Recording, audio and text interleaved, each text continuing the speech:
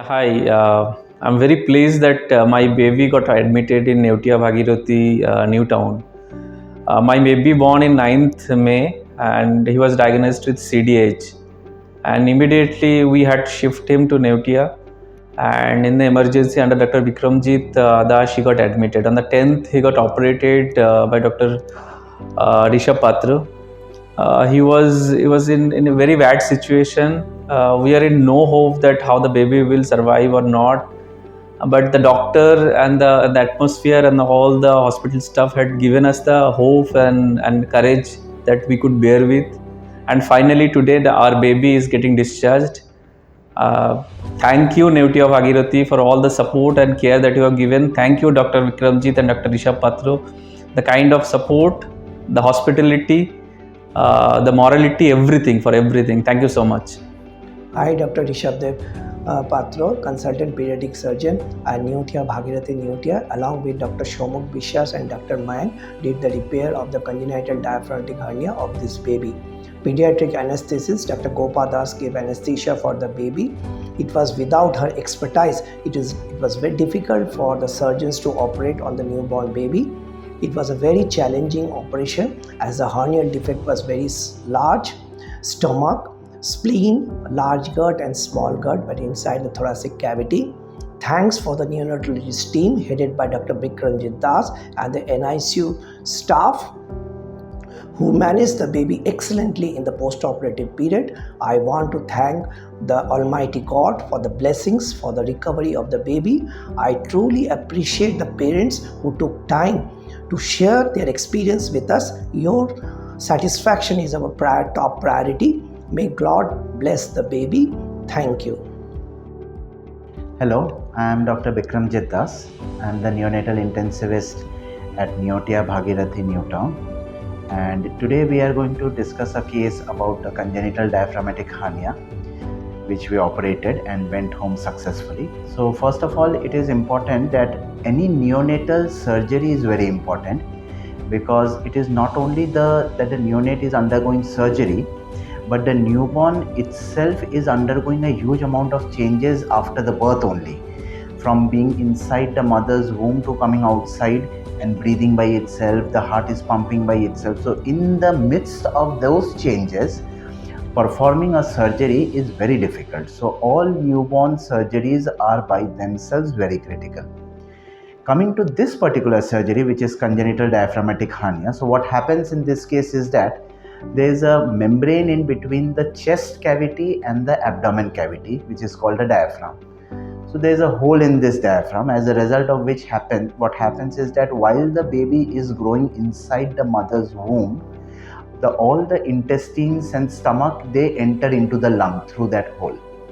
As a result, what happens is that once these all organs are inside the chest cavity, they do not let the lung grow.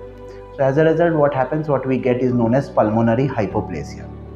So in this case also, we got this case that the left lung was underdeveloped. So depending upon the severity of the hole and depending upon the amount of the abdominal contents which has gone into the chest cavity, the lung will be less developed, and this can be diagnosed antenatally by a ratio which is called the lung head ratio, in which the lung size is compared with the head size, and that gives an important prognostication. It is very important because these cases are most of now these days are diagnosed antenatally.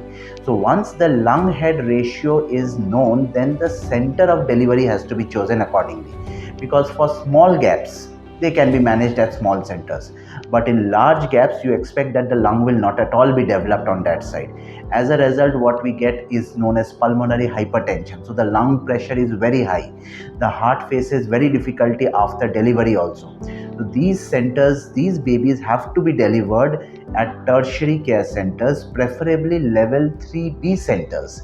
That means these are centers which can have all the facilities, right from ventilation, advanced ventilation, inhaled nitric oxide to take care of this pulmonary hypertension and those things.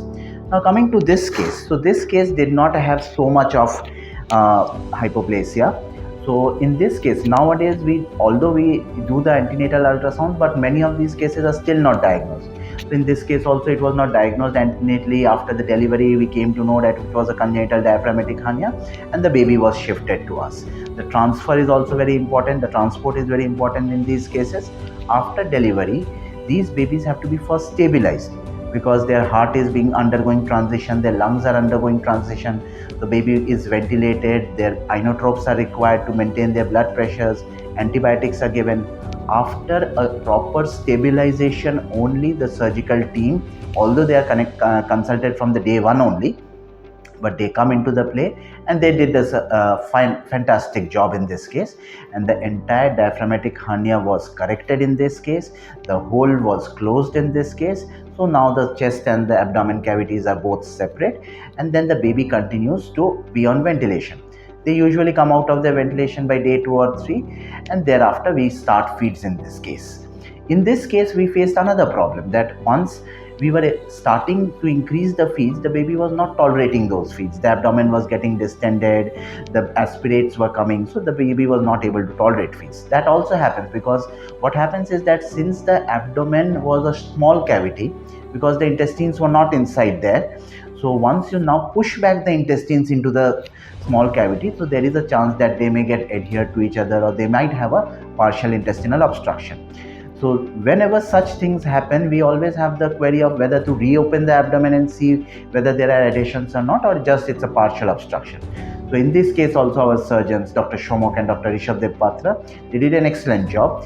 We got an upper GI and a lower GI contrast study wherein we put in a dye and see how that dye is moving through the intestine, and that dye study confirmed that there is no obstruction. So what we did, we continued the baby on ventilation. Now these babies require prolonged nutrition also, because if we are not able to give feeds and we don't give nutrition, their weight is going to come down. They may be put at risk of infection. So these babies need central lines, which may be put at various sites of the body. So this baby also had a central line and required a prolonged parenteral nutrition. That means the nutrition which is prepared aseptically and given through central lines. So after a long struggle, the ventilation was off, the feeds were started, the abdomen remained stable, and the baby ultimately went home. So this was a really good case to discuss with you all, and this is how congenital diaphragmatic hernias are usually managed in level 3 care centers. Thank you.